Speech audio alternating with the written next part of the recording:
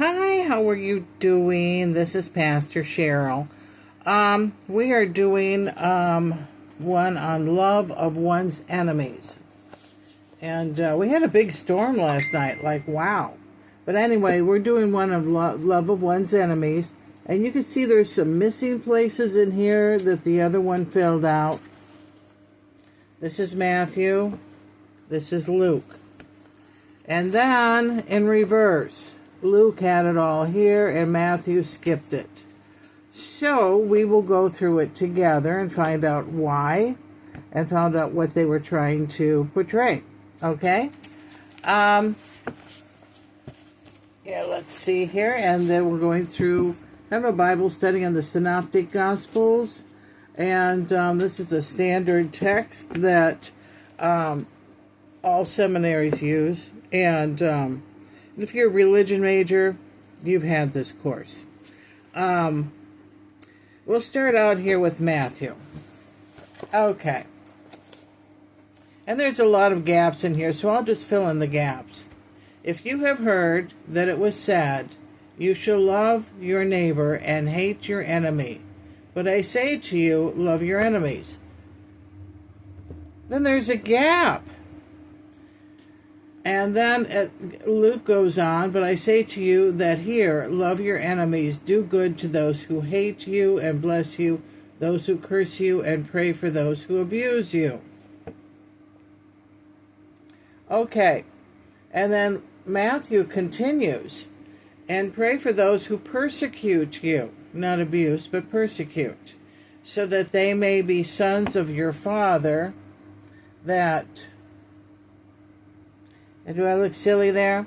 Who is in heaven, for he makes his sun rise on the evil and on the good, and sends rain on the just and on the unjust. For if you love those who love you, what reward have you? Do not even the tax collectors do the same? And if you salute your brethren, what more are you doing than others? Do not even the Gentiles do the same? And then it ends, and he picks up the rest. For even sinners do the same, and if you lend to those whom you hope to receive, then what credit is that to you? Even sinners lend to sinners, but receive as much again.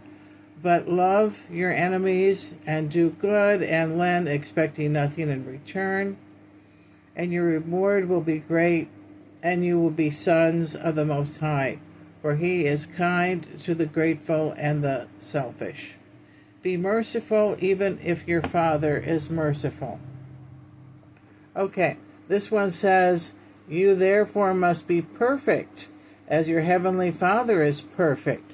So Matthew uses the word perfect, while Luke uses the word merciful. That's an interesting concept. And also lending to those and expect nothing in return.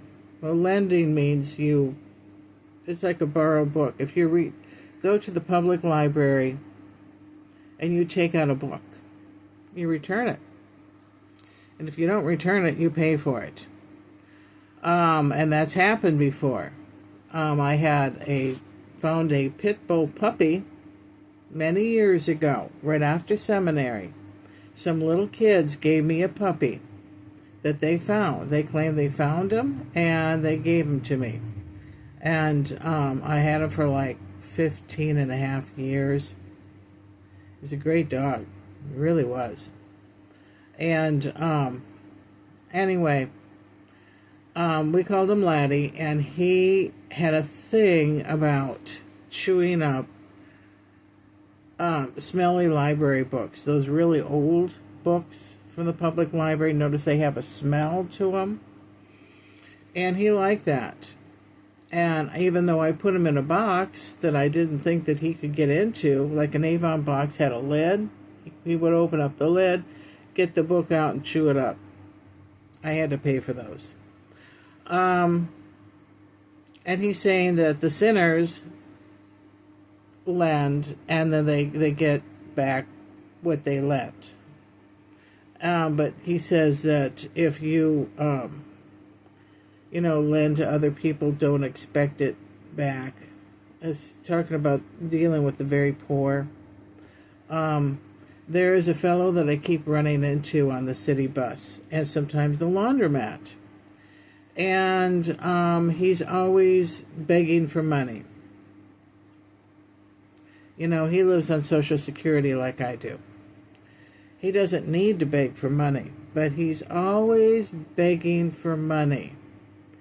And lending to him is like throwing good money after bad. You don't know where it's going, And he just apparently doesn't know how to budget, because I can make ends meet on Social Security.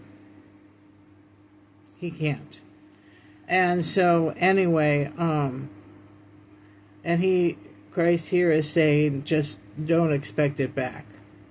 And with that guy, no, don't ever expect it back. He'll promise it back. It'll be kind of like, do you remember Wimpy on Popeye the Sailor Man?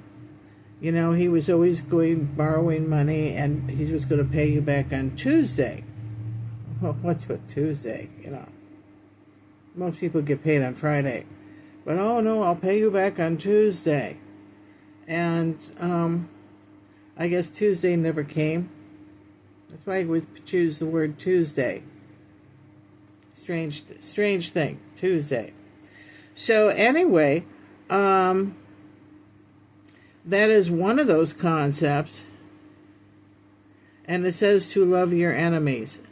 Right now, China is planning on attacking us, the United States. I think it is over Taiwan. And this is one of those, it's an island that's kind of like a vacation spot like Disneyland, but it's for, the Chinese people go there, and it used to belong to China, and it used to belong to Japan, and then they were independent for a while, and it's belonged to a number of other little groups out there. But China wants it back.